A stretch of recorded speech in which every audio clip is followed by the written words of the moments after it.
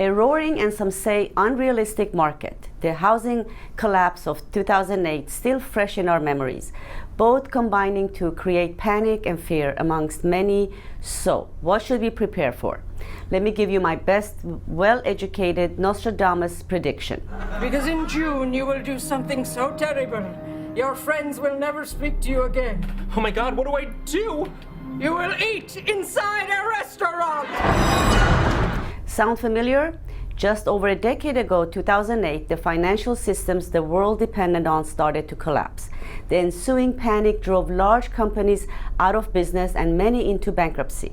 The crisis accompanying the current pandemic has most certainly caused hardship to certain industries and also hurt many small businesses.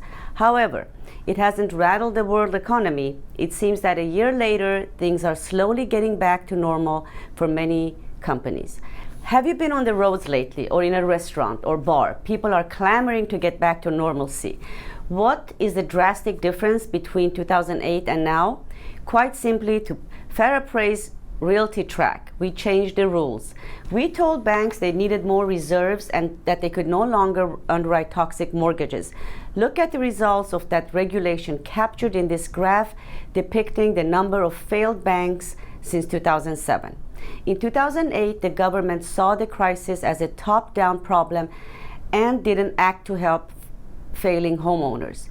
This time around, the government forcefully moved to help ordinary citizens. Working from the bottom up, an estimated 5.3 trillion went to the public in 2020. Also, bank deposits increased by nearly 2 trillion during the past year and credit card debt fell. Many have suffered over the past year. However, the economic toll of the current recession was nowhere near the scope of the Great Recession, and it won't result in a housing crisis, especially here in Silicon Valley, where tech, the lifeblood of our economy, soared to new heights on many levels over the past year. We will slow down from our current pace, of course we will, and take it from me.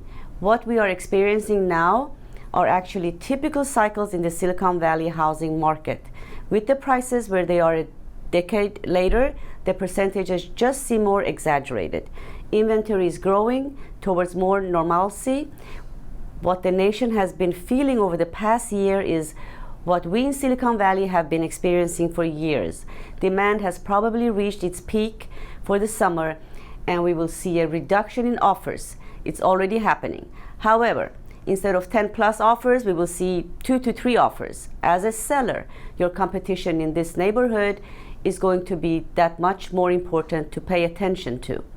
According to California Association of Realtors, 10% of homeowners plan to sell in the next 6 months, which is 25% higher than normal. However, sellers have never been in a stronger position, with 50% more equity in their homes than in the bubble years. The bottom line, housing demand is still unrelenting and absorption rate is at the record level, despite the increase of inventory. Our sellers market here will continue for a few more years.